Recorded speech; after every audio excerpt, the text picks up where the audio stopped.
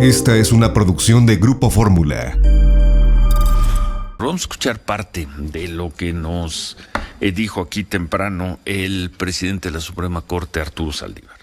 Yo ponderé mucho mi decisión y creo que una vez que había yo pagado el costo de haber cuidado la reforma judicial y de haber cuidado al Poder Judicial en estos 4 meses, y ante versiones de que alguna parte del Pleno quería diferir la discusión de este asunto hasta que se vieran las acciones de inconstitucionalidad, tomé la decisión de que lo más conveniente y adecuado por la institución para dar ya tranquilidad y certeza a este tema era manifestarme en los términos que lo hice. ¿No es una decisión individual?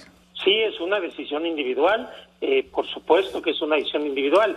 La inconstitucionalidad eventual del precepto tendrá que ser una decisión de la Suprema Corte. El artículo 13º transitorio sigue vigente. Además, recuerden que no se refiere solo a mí, se refiere también a las consejeras y consejeros de la Judicatura Federal, de tal suerte que los procedimientos seguirán su cauce, pero yo en este momento, a unas horas de que el ministro Fernando Franco presentara su proyecto, consideré que políticamente era el momento adecuado de que yo diera ese paso e hiciera pública esta decisión que había tomado. ¿Ya presentó el proyecto el ministro Franco? Ya presentó el proyecto el ministro Franco el pasado viernes alrededor de la 1:00 p.m. Todavía no se reparte entre las ministras y ministros. Esto se hará en el transcurso de la mañana de hoy. Pero ya se presentó finalmente. Ya se prestó, sí, el ministro Franco cumplió en los términos que se había comprometido. ¿Por qué le informó de su decisión al presidente López Obrador? ¿Por qué lo hizo un día antes, Arturo?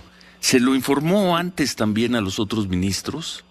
No, se lo informé al presidente de la República por una deferencia, porque él ha apoyado decididamente la renovación del Poder Judicial y él también había apoyado esta idea de que permaneciéramos para poder consolidar la reforma judicial.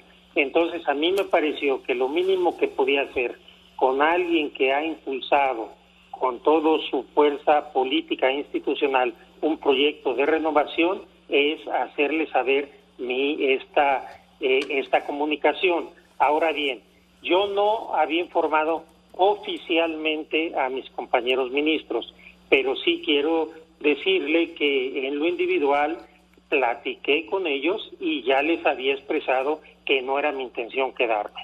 Eso la semana pasada, cuando regresaron. No, hemos tenido ya un proceso con este asunto y esto es lo que yo he estado socializando con ellos. ¿No fue una sorpresa para ellos su mensaje del viernes? No sé si fue una sorpresa que lo haya hecho en la forma que lo hice, pero el sentido, por supuesto que no lo fue. Arturo, ¿necesitaba tanto tiempo para tomar esta decisión? Yo creo que las decisiones tienen 2 etapas. Uno, cuando la toma uno y cuando la ejecuta uno.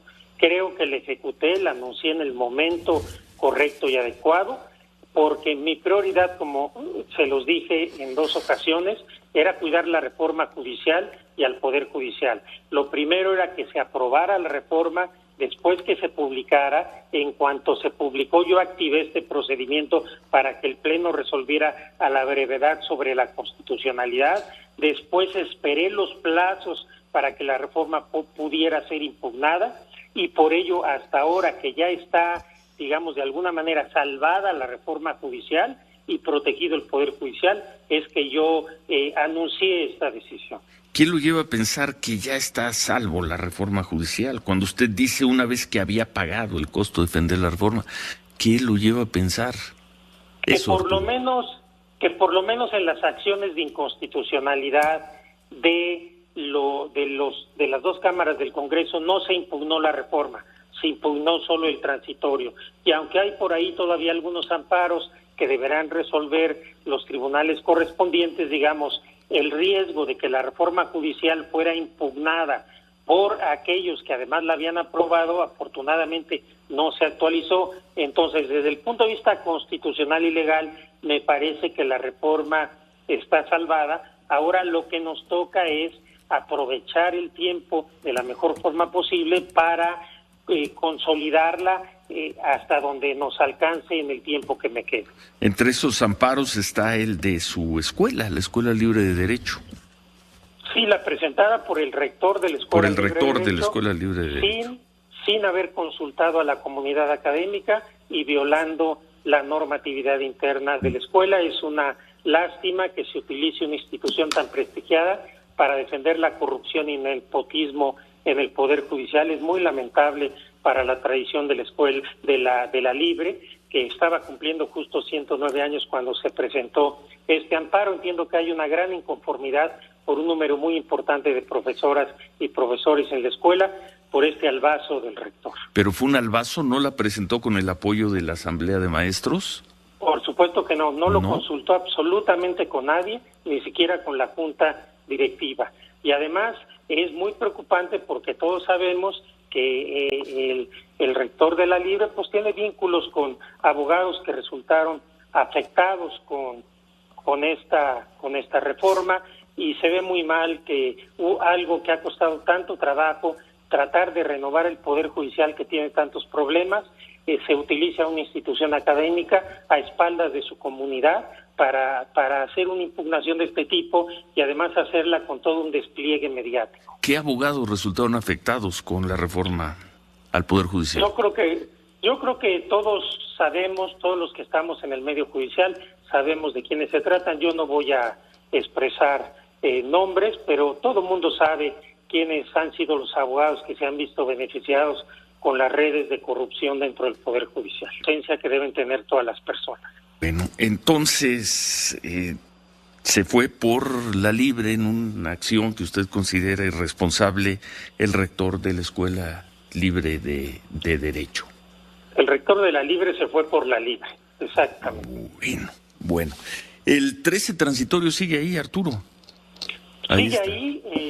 Sigue ahí, tendrá que resolver la Corte el procedimiento que yo inicié sobre la ley orgánica del Poder Judicial de la Federación, y también ya hay 2 acciones de inconstitucionalidad.